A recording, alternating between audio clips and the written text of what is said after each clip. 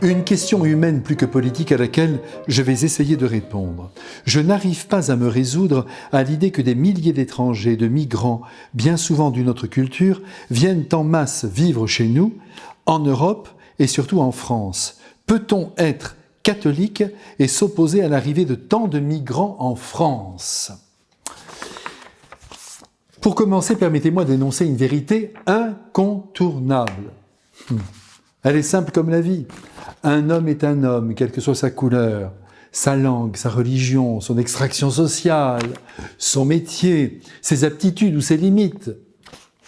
Un homme, c'est 2 bras, 2 jambes, une tête, un cœur, une capacité d'aimer, une tendance à faire le bien comme le mal.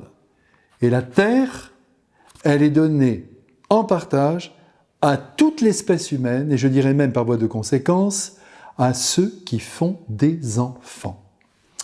Vous le savez, je le dis souvent, je n'aime pas les catégories. Vous me connaissez bien maintenant. Je n'aime pas que l'on enferme les êtres dans leurs différences. Alors, vous avez les cathos, les homos, les arabes, les cocos, les francs-macs, et maintenant les migrants. Et quand on dit les migrants, on crée un nouveau ghetto, et c'est regrettable. Aussi, quand on évoque le fait de migrer, on ne pense pas aux oiseaux qui par millions traversent avec beauté le ciel de la planète. Non, bien souvent c'est l'image de la saleté, l'image de centaines de vies couchées dans les rues et sur des matelas de fortune que nous gardons en nous. Attention, attention, toute généralisation est périlleuse et conduite à la chambre à gaz.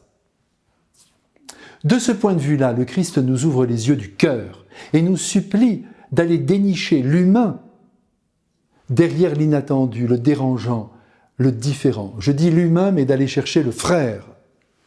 Évidemment, la question du nombre est préoccupante. Et il revient aux États d'en être conscients de manière à ne pas déstabiliser la culture d'un pays. Car, il faut le dire, la discordance des usages est difficile à intégrer. Et il ne faudrait pas que de la violence en jaillisse. Mais dites-moi, maintenant c'est moi qui vais vous poser une question. Tenez-vous vraiment à votre propre culture française, à votre langue? Tenez-vous aussi à votre histoire, à votre foi chrétienne? Eh bien, si vous répondez oui, tout va bien. Le pont-levis s'abaissera au bon moment et remontera aussi au bon moment pour recevoir nos frères humains et pour décliner aussi éventuellement leur venue.